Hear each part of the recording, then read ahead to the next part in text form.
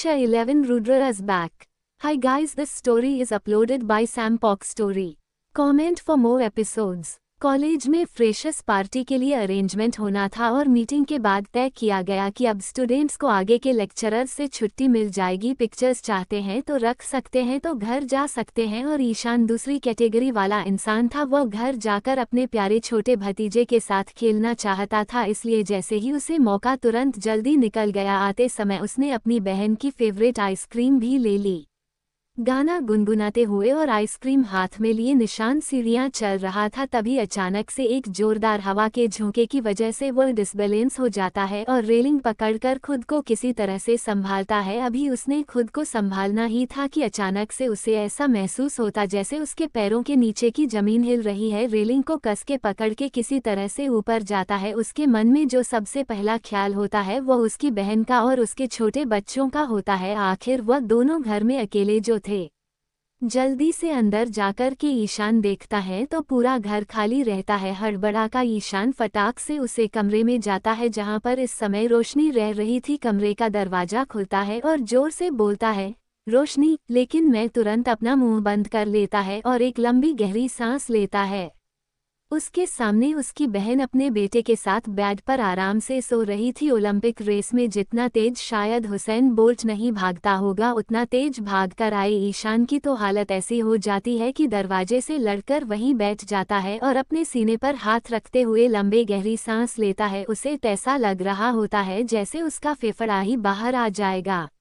उठ जा ईशान, चल रहा, धो लेते हैं, मुंह धो लेते हैं और खाना बना ले, वरना तेरी बीवी आएगी तो वह भी डंडे मारेगी। बहन के सामने इज्जत गंवानी है क्या? 11। इसी के साथ ईशान मल्होत्रा अपना सामान अपने कमरे में रखे कपड़े बदल के किचन में आकर खड़े हो जाते हैं और वह चीज़ बनाते हैं जिसे बनाना उन्हें सबसे अच्छी तरह से आता था। 3 पैकेट मैगी। ईशान अपनी बनाई हुई डिश की खुशबू लेते हुए कहता है, कौन प्याज, कैप्सिकम, गाजर और तरह तरह की सब्जियां डालकर मैगी बनाने का मजा ही कुछ और है। इसके बाद मस्त सी आइसक्रीम। बहुत अच्छे ईशान। अभी सिर्फ ईशान अपनी तारीफ कर ही रहा था, कितनी देर में दरवाजे पर किसी की खटखटाना की आवाज आती है। जब वो जाकर खोलकर देखा है तो उसकी प्यारी पत्नी थक हार कर खड़ी होती है। उसके हाथ में कई सारे सामान होता है। मेरा ईशान को सामान थमते हुए अंदर आती है और फिर वही रखे एक सिंगल सोफे पर जाकर बैठ जाती है और पानी पीते हुए कहती है, आज मेरे बॉस की किसी अमेरिकन क्लाइंट के साथ कोई मीटिंग थी और वह सक्सेसफुल हुई, इसलिए उन्होंने सबको पार्टी दी और मैं कोई बहाना बनाकर बुखार आ गई। आखिर इतने दिन के बाद थोड़ी जल्दी छुट्टी मिली है, कुछ तो इस्तेमाल करना ही था ना। और फिर मैं तो एक छोटी सी एम्प्लॉय हूँ, मेरे ना रहने या रहने से क्या ही फर्क पड़ता है। नहीं। ईशान अपनी प्यारी पत्नी के कंधे दबाते हुए कहता है, अरे तुम्हें अपना मूड खराब करने की कोई ज़रूरत नहीं है, मैंने बनाया खाना, तुम्हें कोई काम करने की ज़रूरत नहीं है। और इसके साथ साथ चॉकलेट वाली आइसक्रीम। मीरा हंसते हुए अपना सर ऊपर करके ईशान को देखते और कहती है, मैगी बनाई है? उद्धरण चिन्ह। मुंह बनाते हुए कहता है, हंसो मत, मैगी में बहुत अच्छी होती है, बहुत टेस्टी होती है। उसके इतना कहते ही मीरा जोर जोर से हंसने लगती है। उन दोनों के बीच हो रहे हैं इंटरेक्शन को अपने कमरे से देख रही रोशनी ख्यालों में खोई रहती है। इसमें कोई दो राय नहीं थी कि उन दोनों भाई बहनों को मैगी कितनी पसंद थी। कॉलेज के टाइम पर जब वह लोग हॉस्टल में रहते थे तब सबसे ज़्यादा जो चीज़ वह लोग बनाते थे वो मैगी ही थी। रुद्र और ईशान एक साथ एक ही ईयर में थे, हालांकि उन दोनों के बीच पत्ती नहीं थी, लेकिन कोई दुश्मनी भी नहीं थी और रोशनी इन दोनों के बीच का सबसे बड़ा connection. Hi guys, this story is uploaded by Sam Pok story.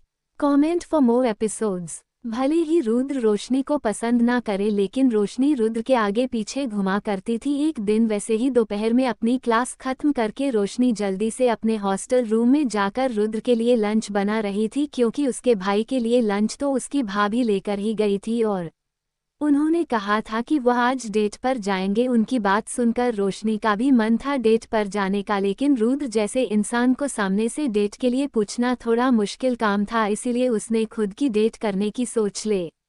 और जो चीज़ उसने डेट के खाने के तौर पर बनाई थी वो मैगी थी। रुद्र उत्सव में गार्डन एरिया में मौजूद एक पेड़ के नीचे कोई किताब पढ़ रहा था। उसके सामने अच्छे से तैयार होकर वह जाकर खड़ी हो गई और उसके आगे टिफिन बॉक्स बढ़ाते हुए बड़े प्यार से उसने कहा था, तुम्हारे लिए मैंने लंच बनाया है 11।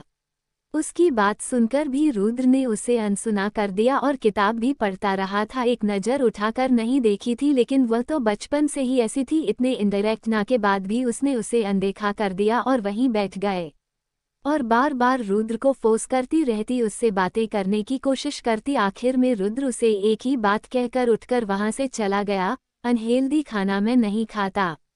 उसे टाइम पर वो कितना ज़्यादा उदास हुई थी, तब उसे खाना बनाने थोड़ी ना आता था। आखिर में दुखी होकर के उसने वह मैगी लंच बॉक्स के साथ कैंटीन वाली आंटी को दे दिया था, जिसे उसकी अच्छी दोस्ती थी। इसके बाद उसने कॉलेज में ही एक्स्ट्रा टाइम निकालकर कुकिंग क्लासेस ली थी, जिसमें सिर्फ डाइट फूड ही नहीं बल्कि कई अलग अलग तरह के क्यूसिन और डिफरेंट टाइप्स ऑफ डिशेस बनाने सीखी थी, यह सोच करके कि शायद तब रुद्र उसका खाना खाए। पर अफसोस की बात तो ये थी कि आज तक वह दिन कभी नहीं आया था जिस दिन रुद्र ने उसका बनाया खाना चखा भी हो। रात में सबके साथ खाना पीना खाने के बाद मीरा और ईशान तो सोने चले गए थे, लेकिन रोशनी की नींद रात को 1 बजे खुल जाती है और वह बाहर आकर के बालकनी में खड़ी हो जाती है और अपनी आंखें बंद करके ध्यान लगाती है। जैसे जैसे रोशनी ध्यान लगा रही होती है, उसके इर्द गिर्द काला धुआं और भी ज्यादा बढ़ जाता है। अचानक से उसके अंदर से वह काला धुआं निकलकर सामने इस प्रेत आत्मा का रूप ले लेता है जो सुबह आग में जल रही थी। बस अब वह प्रेत आत्मा जल नहीं रही होती है, हालांकि उसके शरीर पर वह जलन के निशान साफ साफ नजर आ रहे होते हैं। रोशनी अपनी आंखें खोलता है तो उसे घूर रही हो प्रेत आत्मा तुरंत अपनी आंखें नीचे करके बड़ी ही धीमी आवाज में रहती है, मालिक। रोशनी ने शुरू को अपने अंदर कैद कर लिया था, आखिर वह खुद भी तो पूरी इंसान नहीं थी, इसके साथ साथ इस रोह से कई गुना ज्यादा शक्तिशाली थी, तो उसके लिए ये सब बाएं हाथ का खेलते अपने सामने मौजूद स्प्राइट आत्मा को खाली आंखों से देखते हुए रोशनी धीरे धीरे कहती है। दिल्ली नेशनल हाईवे से एक ट्रक इस समय मल्होत्रा बंगले की तरफ बढ़ रहा है और इसी समय तन्वी सिंघानिया आकृति मल्होत्रा के साथ क्लब हाउस पार्टी के लिए गई है। जाओ जाकर ट्रक पर नजर रखो उसे। ट्रक के अंदर एक ब्लैक कलर का छोटा सा बॉक्स है, उसमें जो सामान है मुझे वह चाहिए, और उसके बाद क्लब हाउस के पीछे वाले गोदाम में आना। इतना कहकर रोशनी पीछे मुड़कर वापस अंदर जाने लगती है। वहां खड़ी हो प्रेत आत्मा बड़ी ही धीमी में आवाज में कहती है, आप उस तन्वी की मदद करने वाले हैं। वह बात सुनकर रोशनी हल्का सा हंसती और कहती है, मदद का तो पता नहीं, लेकिन वहाँ जो होने वाला है वह देखने में बड़ा मजा आएगा। आज तक आकृति के लिए तन्वी जो मेरे साथ किया है उन सब का अंजाम तुमसे बहुत नहीं होगा ना। रोशनी के बाद सुनकर उसे आत्मा के चेहरे पर जो हंसी होती है उसे देखकर किसी के भी रोंगटे खड़े हो सकते हैं। वहीं रोशनी इस बात से भी अनजान होती है कि दिल्ली एयरपोर्ट पर इस समय एक प्राइवेट जेट लैंड हुआ है और उसके अंदर वही इंसान बैठा है जिसके आने की उम्मीद उसे कभी नहीं थी, उसका अपना प्यार पति। दूसरी तरफ एयरपोर्ट पर इस समय विप टर्मिनल को पूरी तरह से खाली कर दिया गया होता है। ऑनलाइन से 10-15 बॉडीगार्ड उसे टर्मिनल के दोनों तरफ मौजूद होते हैं। टर्मिनल के गेट के सामने मौजूद रोल्स रॉयस के अंदर ड्राइविंग सीट पर मोहित बैठा रहता है और अपने प्यारे बॉस के आने का इंतजार कर रहा होता है। रुद्र टर्मिनल से होते हुए गाड़ी में बैठता है और जो पहले शब्द कहता है वह होते हैं, ईशान के घर चलो। Hi guys, this story is uploaded by Sam Pock Story. Comment for more episodes.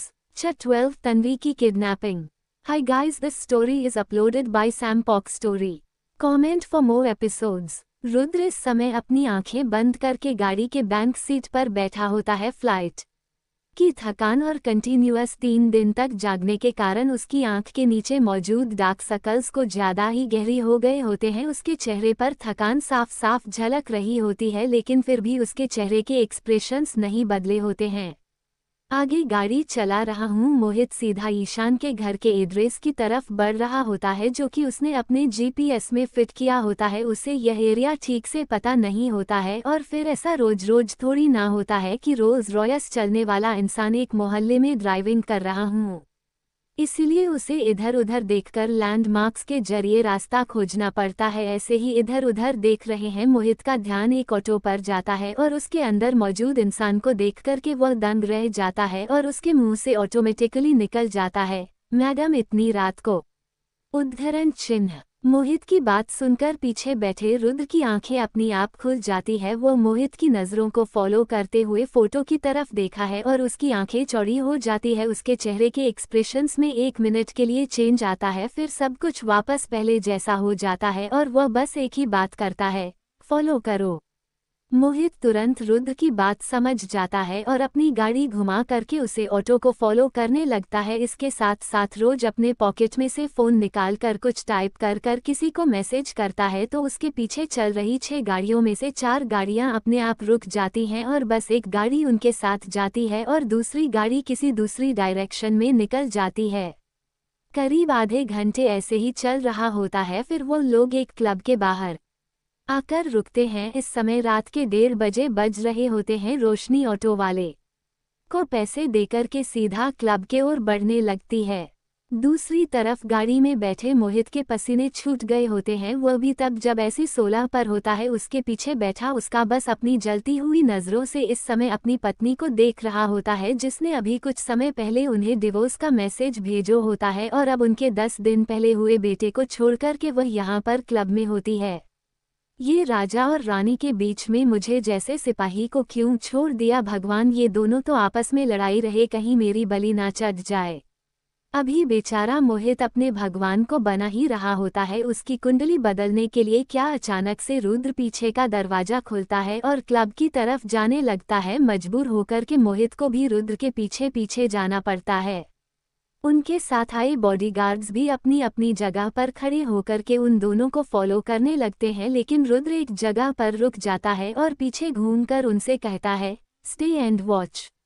उसकी बात सुनकर बॉडीगार्ड का लीडर मानव अपना सर हमें हिलता है, वहीं रुक जाता है। रुद्र मोहित के साथ क्लब के अंदर जाता है। क्लब में मौजूद सभी लोगों का ध्यान ऑटोमेटिकली रुद्र की तरह हो जाता है। कई लोग तो उसे पहचान भी गए होते हैं और जो लोग नहीं पहचान रहे होते हैं वो उसकी हैंडसम चेहरे को देख रहे होते हैं। 2 लड़कियां आपस में तेजी से बात करते हुए कहती है, यार यह कौन है भाई, अरे यहाँ कैसे आ गया।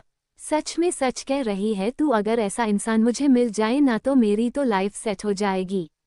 सभी लोग आपस में बुदबुदा रहे होते हैं। वही रुद्रा उसे क्लब में चारों तरफ अपनी नजरें दौड़ा करके अपनी पत्नी को ढूंढ रहा होता है, जो उसे वहां कहीं दिखाई नहीं दे रही होती है। कुछ सोचकर वह फिर क्लब से बाहर निकल जाता है और क्लब के चारों तरफ देखने लगता है। मोहित परेशानी के साथ रुद्र के पीछे जाते जाते सोचता है, ये कर बाहर क्यों जा रहे हैं, मैडम तो क्लब में आई थी ना। लेकिन उसके अंदर इस समय गुस्से में इधर उधर ढूंढ रहे रुद्र को यह सवाल पूछने की हिम्मत होती ही नहीं है। वही रुद्र उसके पीछे है। इस बात से अनजान रोशनी क्लब के पीछे मौजूद कपड़े की दुकान की गोदाम की शटर को हल्का सा खोल करके उसके अंदर जाती है। इस समय वह यहाँ पर आई होती है, इस बारे में किसी को नहीं पता होता है। अपने बेटे को भी और सुरक्षा ताबीज पहनाकर आई होती है, जिससे न सिर्फ उसकी नींद नहीं टूटेगी बल्कि उसे पर कोई खतरा भी नहीं आएगा। रोशनी वही बड़े से पानी के धर्म के पीछे छुप जाती है और सामने हो रहे तमाशा को देख रही होती है, जहां पर 3 आदमी एक बेहोश पड़ी लड़की के चारों तरफ एक गोल बनाकर बैठे होते हैं। उनमें से एक आदमी दूसरे से कहता है, यार क्या माल है, नहीं मतलब मैं आज से पहले बहुत लोगों को लूटा है, बहुत लड़कियां देखी है, लेकिन इसके जैसी कोई नहीं देखी। अरे तो यह कोई ऐसा वैसा माल थोड़ी ना है, इम्पोर्टेड है इम्पोर्टेड, ये सिंघानिया परिवार की इकलौती बेटी है। तीसरा आदमी थोड़ी परेशानी के साथ कहता है, तुम लोगों को नहीं लगता कि इस बार थोड़ा ज्यादा हो क्या, कहीं हम लोग फर्स्ट न जाए इन सब में। पहला आदमी अपने दोस्त के कंधे पर हाथ रखते हुए कहता है, अरे तुम बस माल के मजे उठा, बाकी सब मैडम पर छोड़ दे। आज तक न जाने कितनी बार ऐसा हुआ है, और इससे पहले क्या छोटे मोटे घर की लड़कियां होती थी, वह भी बड़े घर की होती थी, लेकिन मैडम सब संभाल लेती थी, इस बार भी वही संभालेंगे। तीसरा आदमी इस बार हल्का सा मुस्कुराते हुए कहता है, तू ठीक ही कह रहा है, लेकिन यार माल का मजा तब तक नहीं आता जब तक कि ये मुर्गी छटपटाए ना, ऐसी बेहोश हालत में इसे कैसे खाएंगे। उसकी बात पर बाकी दोनों अपना सर हमें हिलते हैं। पहले वाला आदमी आगे जाकर के एक बोतल में मौजूद शराब को उठना है और उसे तन्वी के चेहरे पर दे मारता है। बेहोशी की दवा के कारण इस समय बेहोश तन्वी शराब के चेहरे पर लगता ही आंखों में जलन के कारण उठकर अपने चेहरे को हल्का सा सहलाते हुए कहती है, कौन है, किसने मारा? इतने में पहला आदमी नीचे बैठ करके तन्वी की ड्रेस के कॉलर को पकड़कर उसे अपनी तरफ खींचते हुए उसके चेहरे के एकदम सामने आकर अपनी सांस छोड़ते हुए कहता है, तेरा होने वाला आशिक जाने मन। एक अनजान आदमी की आवाज़ सुनकर के तन्वी की आंखें तुरंत खुल जाती है। इस समय अपने आंखों में हो रही जलन से ज़्यादा उसे शराब की गंदी बदबू परेशान कर रही होती है, जो कि उसे आदमी के मुंह से आ रही होती है। अपने दोनों हाथ उठाकर उसे आदमी को धक्का मारते हुए खुद से दूर करके तन्वी उठ खड़ी होती है और उनकी तरफ उंगलियां दिखाते हुए कहती है, तुम सब कौन हो? तुम्हें पता भी है तुमने कैसे किडनैप करने की कोशिश की है? तन्वी सिंघानिया हूँ मैं। दिल्ली तो क्या पूरे इंडिया में किसी में दम नहीं है कि मुझे छू सके। तुमने मेरी इज्जत पर हाथ डालने की कोशिश की है। अचानक से धक्का मारे जाने के कारण वह आदमी थोड़ा पीछे हो जाता है। उसके दोस्तों को गुस्सा आ जाता है और उनमें वह दूसरा आदमी आगे बढ़कर तन्वी को एक जोरदार थप्पड़ मारते हुए कहता है, यहाँ पर कोई तेरे बाप का नौकर नहीं बैठा है जो तेरी धमकियों से डर जाएगा। तू आज के लिए हमारी है, कल चाहे तो जो भी हो उससे हमें फर्क नहीं पड़ता। अचानक से थप्पड़ पड़ने के कारण तन्वी नीचे गिर जाती है। तीसरा आदमी टूटी हुई शराब की बोतल के टुकड़े उसे जगह पर फेंकते हुए तन्वी को उसके बालों से खींचकर उसे जगह तक घसीटते हुए उधर धक्का मारते हुए कहता है, और तेरी हिम्मत कैसे हुई मेरे भाई को धक्का मारने की? अगर तू आकृति मैडम के काम के नहीं होती तो तुझे पहले ही सबक सिखा दिया होता है।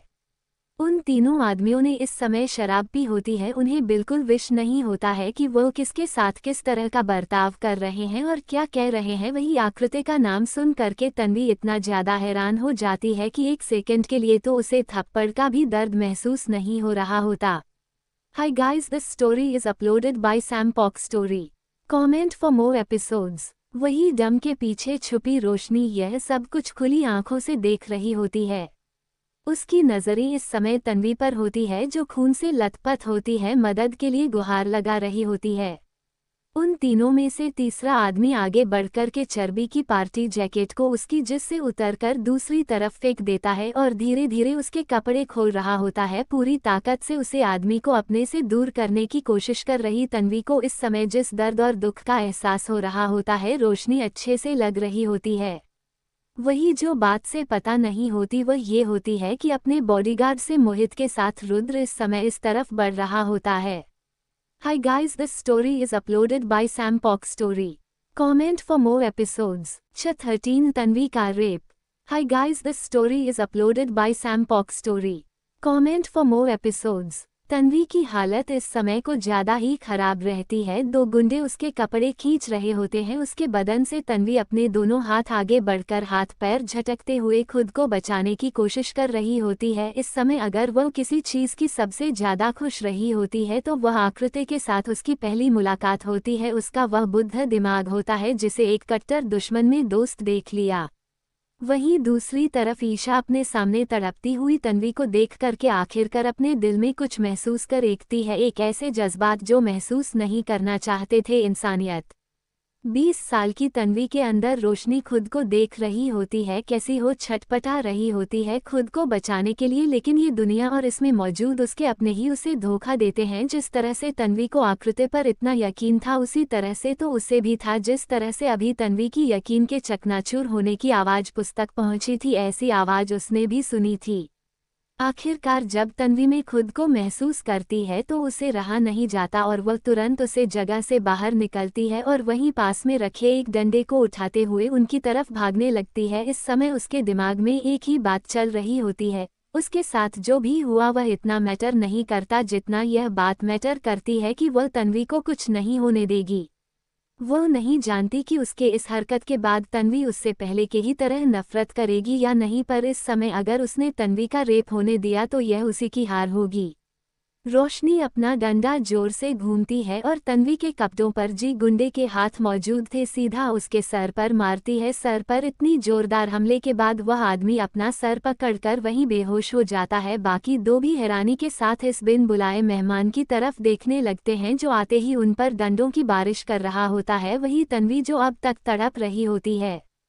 अपने सर को जिसने अपने हाथों से ढका होता है वह अपना चेहरा उठा करके सामने मौजूद रोशनी को जब देखी है तो एकदम हैरान रह जाती है। बहुत लोगों को उसकी मदद करने के लिए उसने इमेजिन किया था उसके भाइयों को क्या शायद आकृति हो जो एंड मूवमेंट पर अपना प्लान कैंसिल कर दे, लेकिन उसके मदद के लिए वह इंसान आता है जिसके बारे में उसने कभी सपनों में भी नहीं सोचा था।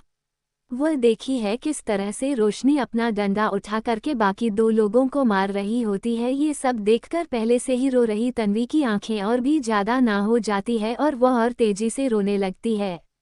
वहीं दूसरी तरफ 2 घंटे कटे आदमियों से लड़ रही रोशनी पहले वाले गुंडे को तेजी से डंडों से मार रही होती है। इस विश्व पीछे नहीं देख पाती कि एक शराब की टूटी हुई बोतल लिए खड़े दूसरा गुंडा उसके ऊपर पीछे से हमला करने की कोशिश कर रहा है। उसे बोतल को लिए वह सीधा रोशनी पर हमला करता है, लेकिन ये सब अपनी धुंधली आंखों से देख रही तन्वी तुरंत अपने पैरों को उठा करके बड़ी हिम्मत से आगे बढ़ती है और उसे आदमी को एक लात मारती है।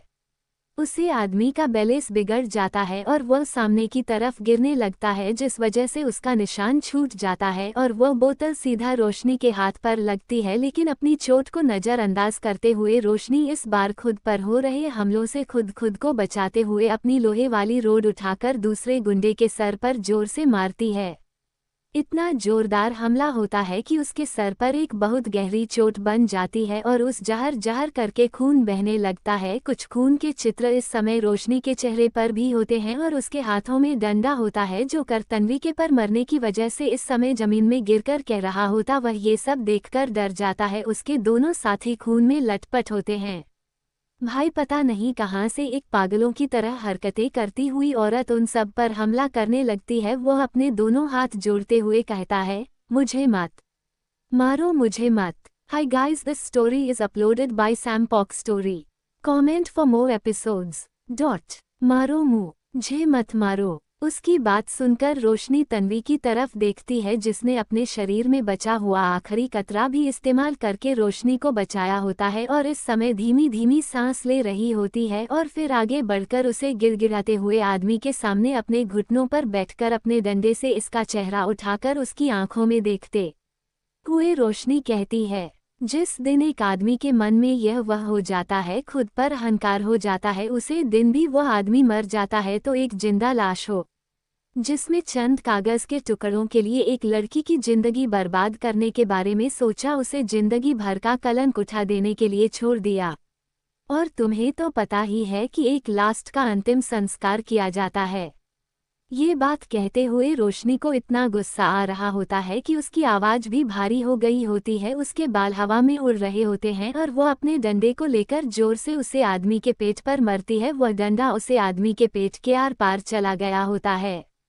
रोशनी लंबी गहरी सांस लेकर खुद को शांत करती है कि तभी उसे इस गोदाम की तरफ बढ़ रहे हैं उन कदमों की आवाज सुनाई देती है, जिसे सुनकर वह तुरंत रोशनी की तरफ घूमती है। उसकी हालत देखकर उसे एक बात का तो अंदाजा लग ही गया होता है कि इस समय किसी बाहरी इंसान का उन्हें देखना बिल्कुल ठीक नहीं है। इसीलिए वह तन्वी के दोनों हाथ पकड़कर उसे किसी तरह से खींचते हुए गोदाम के पीछे वाले दरवाजे से बाहर ले जाती है। काफी मेहनत और मशक्कत करने के बाद वह लोग में रोड पर आते हैं। वहां पहुंचकर रोशनी तुरंत तन्वी के फोन से वीर को मैसेज करती है, भैया कुछ गुंडों ने मुझ पर हमला कर दिया है। मैं वह क्लब के बाहर वाले गोदाम के पीछे वाले रास्ते की गली में मौजूद हूँ, आई और मुझे बचा लीजिए प्लीज।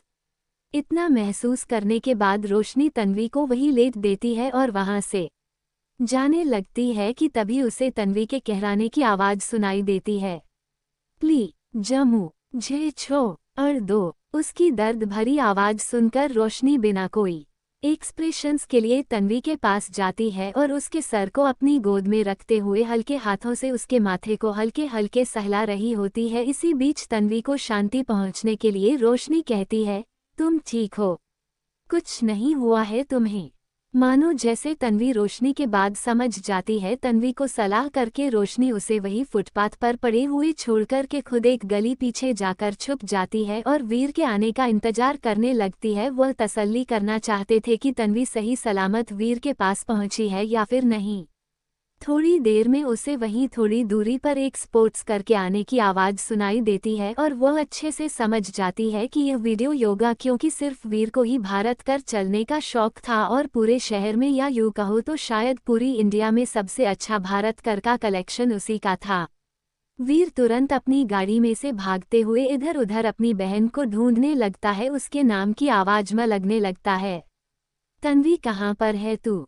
तन्वी कुछ तो बोल। वीर का ध्यान तन्वी की तरफ खींचने के लिए रोशनी साइड में रखे पत्थर को उठाकर के सामने दीवार पर दे मरती है। पीछे कुछ आवाज सुनकर वीर पलट जाता है और वही पीछे की तरफ धीरे धीरे चलकर चेक करने लगता है। तभी उसके सामने उसकी बहन लगभग अधमरी हालत में फटे कपड़े और खून से सने हाथों के साथ बेहोश पड़ी होती है, जिसे देखकर वह तुरंत उसे तरफ दौड़ता है। तन्वी को अपनी गोद में उठा करके उसे उठाने की कोशिश करता है। तन्वी क्या हुआ तुझे? कैसे हुआ? तन्वी उठ जाना, कुछ तो बोल।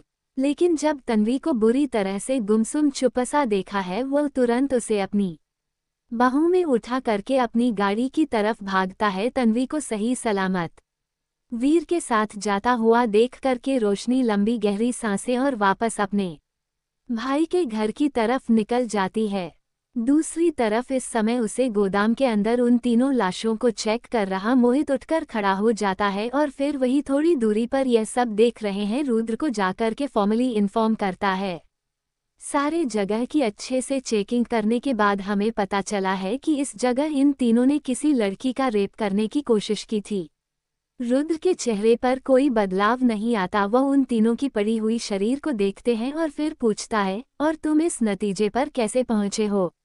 मोहित एक कपड़े के टुकड़े की तरफ इशारा करते हुए कहता है, ये कपड़ा किसी लड़की की ड्रेस से फटा हुआ है। इसके साथ साथ बाहर की दुकान के सामने जो सीसीटीवी फुटेज है उसके हिसाब से ये लोग एक लड़की को अपने कंधे के सहारे लेकर आ रहे थे।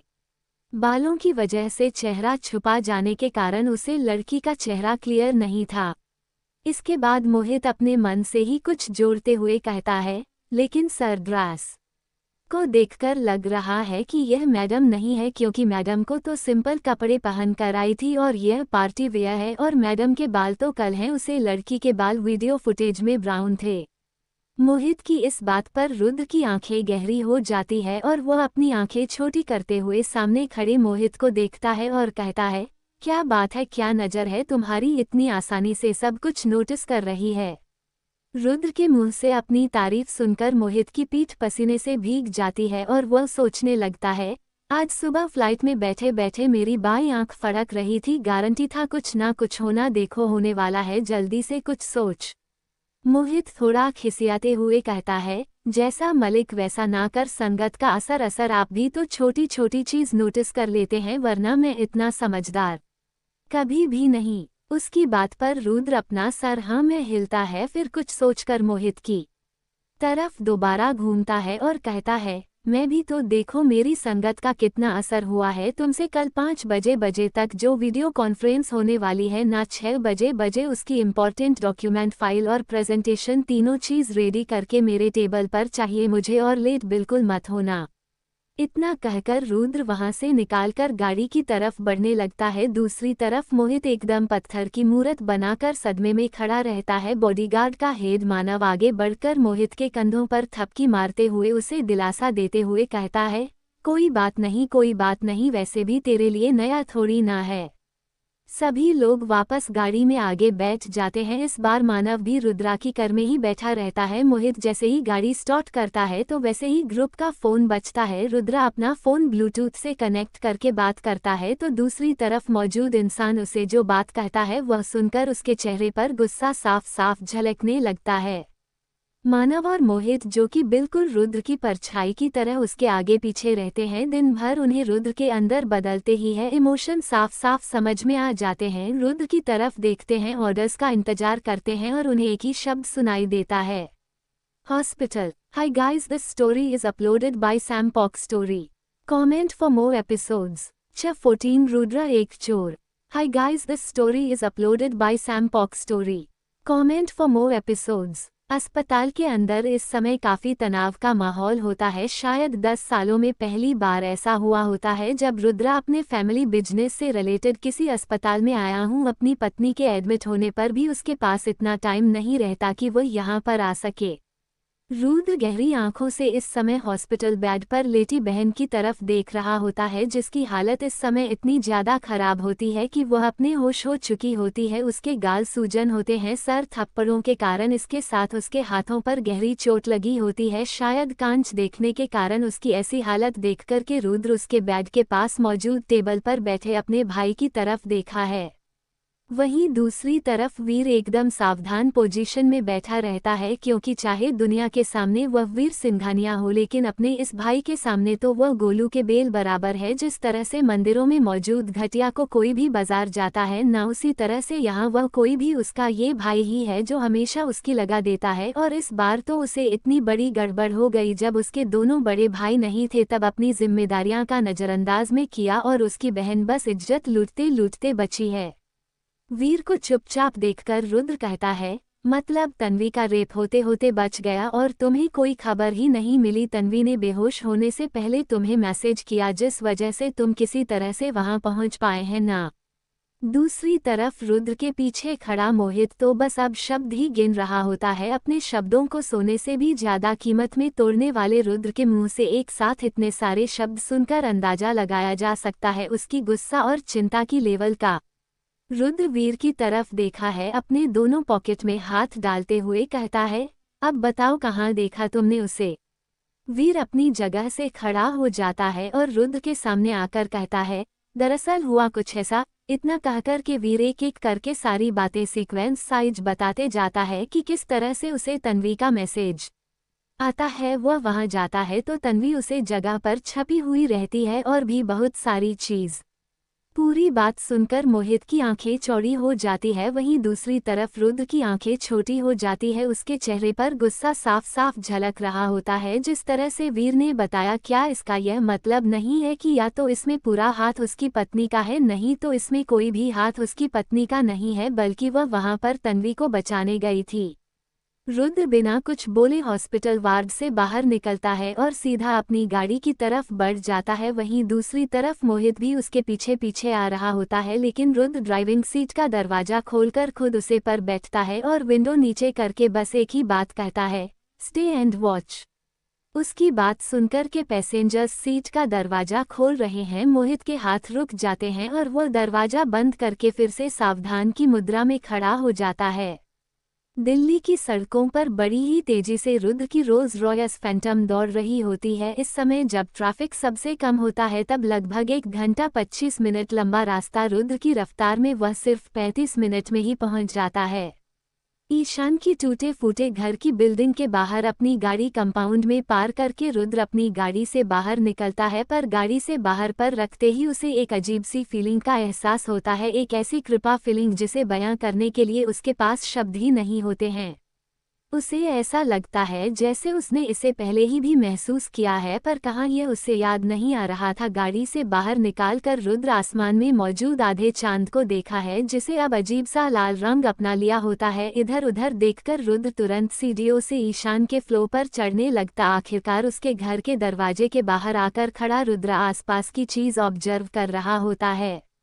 एक चीज जो काफी आउट ऑफ प्लेस सकती है, वो यहाँ का टेम्परेचर और हल्की हल्की धुंध। इस समय तो ठंड भी नहीं थी, फिर भी यह धुंध दूध को समझ में नहीं आ रही थी। वह अपना हाथ उठाकर दरवाजा खटखटाना वाला होता है कि तभी उसे एक बात याद आती है, ईशान जैसा इंसान कभी भी किसी भी हालत में आज उसे रोशनी से मिलने नहीं देगा। रुद्र के दिमाग में एक बात तो तय थी, मुझे अपनी पत्नी से आज के आज ही मिलना होगा, कि हुक और बाई कुक, क्योंकि मैं उसे वापस अपने साथ लेने के लिए आया हूँ। रुद्र सिंघानिया की पत्नी और बेटा उसी के साथ रहेंगे, डेट इज फाइनल। इतना सोचकर रुद्र वापस सीढ़ियों से नीचे आता है और इस बार बिल्डिंग के पीछे जाकर के एक पतली पाइप के जरिए उसे घर की बालकनी की तरफ चढ़ने लगता है। दूसरी तरफ अपने कमरे में सोने की कोशिश कर रहे रोशनी करवटें बदल रही होती है। उसके दिमाग में बार बार तन्वी का ख्याल आ रहा होता है। वैसे तो उसने उसकी मदद भी की होती है, लेकिन फिर भी जिस तरह की हालत में तन्वी थी, काफी देर सोचने के बाद उसे वही बात सही लगी जो उसका दिल उसे समझाने की कोशिश कर रहा था कि आकृति को कोई हक नहीं है किसी और लड़की के साथ वो करने का जो उसने उसके साथ किया था, खास करके तन्वी के साथ। अभी वह इन सब चीजों के बारे में सोच रही होती कि तभी उसे खटपट की आवाज सुनाई देती है। एकदम चाहिए आवाज सुनते ही रोशनी की आंखें तीखी हो जाती है। वो उठ करके अपने कमरे का दरवाजा खोलकर बालकनी की तरफ बढ़ने लगती है, क्योंकि पता नहीं क्यों पर उसे वहीं से किसी के सहयोग हो तो किसी दूसरे के मौजूद होने की, उसे आदमी के प्रेजेंस महसूस हो रही होती है। जैसे जैसे वह बाल करने की गेट की तरफ बढ़ रही होती है, उसके दिल की रफ्तार बढ़ने लगती है। उसे समझ नहीं आता कि आखिर ऐसा क्या है बालकनी के अंदर जो उसके दिल को इतना मजबूर कर रहा है। चांद की रोशनी में दिख रही परछाई से उसे एक बात तो समझ में आ जाती है कि यह कोई आदमी है। उसे आदमी को कर समझ करके रोशनी उसे घर में मौजूद इकलौता फूलों का गमला उठाने के लिए अपना हाथ आगे बढ़ती है और वह दरवाजा खोल करके तुरंत अपना हाथ उठाकर उसे आदमी के ऊपर हमला कर देती है। लेकिन इससे पहले कि उसका हमला उसे कर पर लगता, वह कर अपना हाथ आगे बढ़ा करके रोशनी का हाथ पकड़ लेता है। अपनी पूरी ताकत से उसे पर हमला करने के कारण हाथ पकड़ने के बाद भी हल्के से धक के वजह से रोशनी उसे आदमी के ऊपर गिर जाती है। उसे आदमी के सीने पर रोशनी का असर होता है। उसके दिल की आवाज उसे साफ साफ सुनाई दे रही होती है। धीरे धीरे उसे आदमी के दिल की गति भी बिल्कुल उसकी दिल की धड़कने की स्पीड से मैच कर रही होती है। रोशनी जैसे ही अपना सर उठाकर उसे आदमी की शक्ल देखती है, बम। Hi guys, this story is uploaded by Sam Pok story. Comment for more episodes. 15 मुझे डिवोर्स नहीं चाहिए और ये डिसीजन मेरा है। Hi guys, this story is uploaded by Sam Pok story. Comment for more episodes. उसे आदमी के सीने पर लेडी रोशनी उसे आदमी की मस्कुलर बॉडी को फुल कर सकती थी। इसके साथ साथ उसे आदमी के दिल की धड़कन उसे एक अजीब सी शांति का एहसास दिला रही थी। लेकिन जैसे ही वह अपने सर उठा करके उसे आदमी की शक्ल देखी है, उसे ऐसा लगता है जैसे उसके दिमाग में एक विस्फोट हो गया है। विस्फोट, पुरानी यादों का विस्फोट। उसे आदमी के लिए उसके मन में मौजूद प्यार का, जिसे उसने अपने दिल के किसी कोने में दफन रखा था। विस्फोट, उसे नफरत का जो शायद प्यार पर हावी होना चाहती थी। अगर इंसान की नज़रों से देखा जाए तो सिर्फ 2 साल की जुदाई थी, लेकिन उसे 2 साल की जुदाई की कीमत उसे आने वाले 300 सालों तक चुकानी पड़ी थी। ऐसे में तो उसे इस आदमी से नफरत करनी चाहिए ना, लेकिन रुद्र के चेहरे को देखकर के जो पहली चीज उसका दिल उसे करने को बोल रहा था, उसने वही किया। रुद्रा। इतना कहने के बाद रोशनी रुद्र के सीने से लिपट करके बच्चों की तरह रोने लग रही थी। रोशनी की सिसकने की आवाज और उसके आंसुओं से भगती रुद्र की वह शर्ट, ये सब रुद्र को महसूस हो रहा था। 2 साल, पूरे 2 साल। इन 2 सालों के बीच में जब वह अपनी पत्नी से मिलने आया था, तब भी उसने उसे मुस्कुराते हुए चेहरे के साथ इनवाइट किया था। मैं कमरे में बुलाया था, एक रात ही सही, लेकिन उसे वह सब करने की इजाजत दी थी जो एक पति अपनी पत्नी के साथ कर सकता है। इन बीते 2 सालों में उसे पता था, यहाँ न होकर भी उसे पता था कि रोशनी ने एक पत्नी के सारे फर्दीन भाए, और उसे इस बात का भी अच्छी तरह से अंदाजा था कि उसने एक पति होने का कोई फर्क नहीं निभाया। लेकिन अब वह आ गया है, अब ऐसा नहीं होगा, अब वह सब कुछ फिर से ठीक कर देगा। पर जो बात रुद्र को पता नहीं थी वो ये थी कि अब रोशनी ने रोना बंद कर दिया था। उसकी आंखें गहरी काली हो गई थी, उसकी आंखों में गुस्सा साफ साफ देखा जा सकता था। वह तुरंत रुद्रपुर से उठकर बैठ जाती है और अपने चेहरे को घूम करके रुद्र की तरफ फिट करके खड़ी हो जाती है। अपने हाथों को उठा करके अपने आंसू पूछते हुए वह बस वही रहती है जो उसे सही लगता है। आप यहाँ क्यों आए हैं? और अगर आए हैं तो क्या डिवोर्स पेपर साथ लेकर आए हैं? जमीन पर लेट रुद्र रोशनी के उठते ही उठकर बैठ जाता है। वो रोशनी की हरकतें देख रहा होता है, किस तरह से रोशनी खुद को उससे दूर कर रही थी, और जब वह रोशनी के मुंह से डिवोर्स पेपर सुनता है, तब रुद्र के दिल में जल रही वह छोटी सी किरण, उसकी होप कि सब कुछ ठीक हो जाएगा, एकदम गायब हो जाती है। रुद्र तुरंत वापस अपने पैरों पर खड़े होकर के अपने दोनों हाथों को अपनी पैंट की पॉकेट में डालते हुए कहता है, शादी तुमने अपनी मर्जी से की थी, पर डिवोर्स मेरी मर्जी से होगा रोशनी।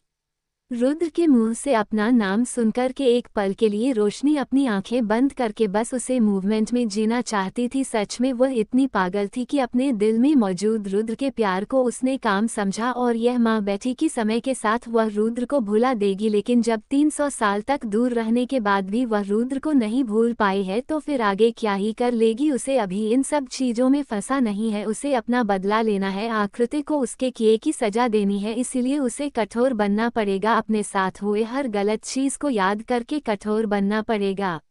रोशनी पलट करके रुद्र के सामने अगर खड़ी होती है और उसकी भूरी आंखों में देखते हुए एक एक शब्द अपने दांत पीस पीस कर कहती है, और आप डिसाइड करने वाले होते कौन है। आज तक मेरी जिंदगी आपके इर्द गिर्द घूमती थी, लेकिन अब ऐसा नहीं होगा। और आपकी जानकारी के लिए बता दूं कि डिवोर्स पेपर्स पर साइन करना सिर्फ एक फॉर्मेलिटी है। 2 साल की शादी में मुश्किल से 2 दिन हम लोग एक साथ रहे हैं, बस लीगली हम एक डिवोर्स्ड कपल के ही बराबर है।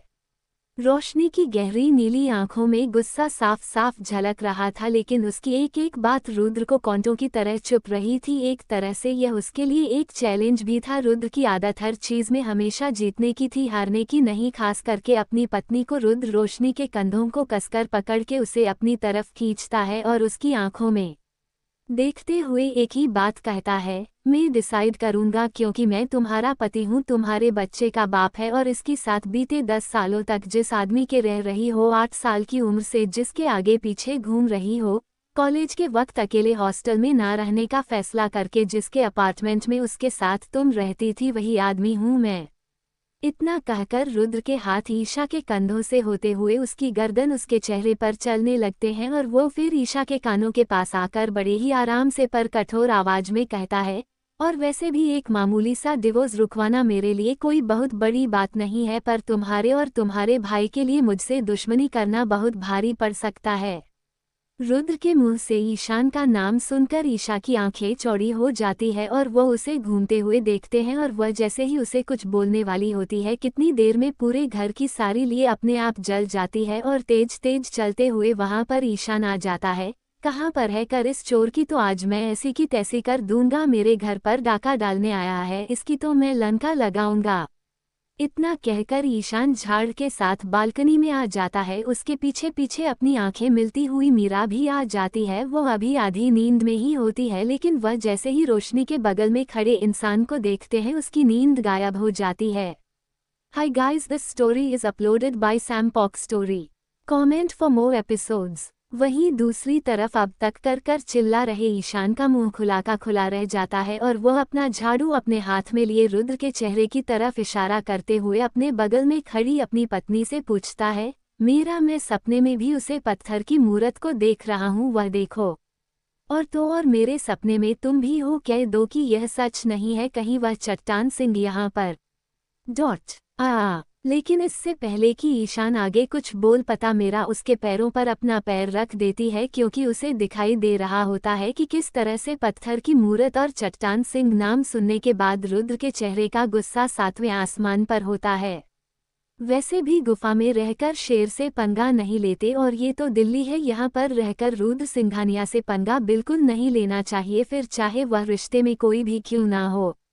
लेकिन चोट लगने के बाद भी दर्द का इशारा ईशान समझ नहीं पाता है और अपना पर मीरा के पैरों के नीचे से हटाते हुए कहता है, मुझे दर्द हो रहा है, इसका मतलब ये सपना नहीं सच है, तू जहाँ पर मेरी बहन के साथ क्या कर रहा है।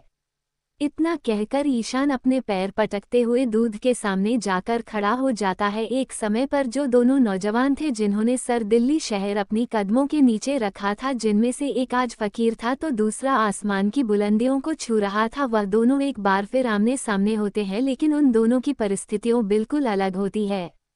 मीरा अपना सिर पर हाथ पटक, महायुद्ध शुरू होने वाला है, अब तो पक्का तीसरा। Hi guys, this story is uploaded by Sam Pok Story. Comment for more episodes.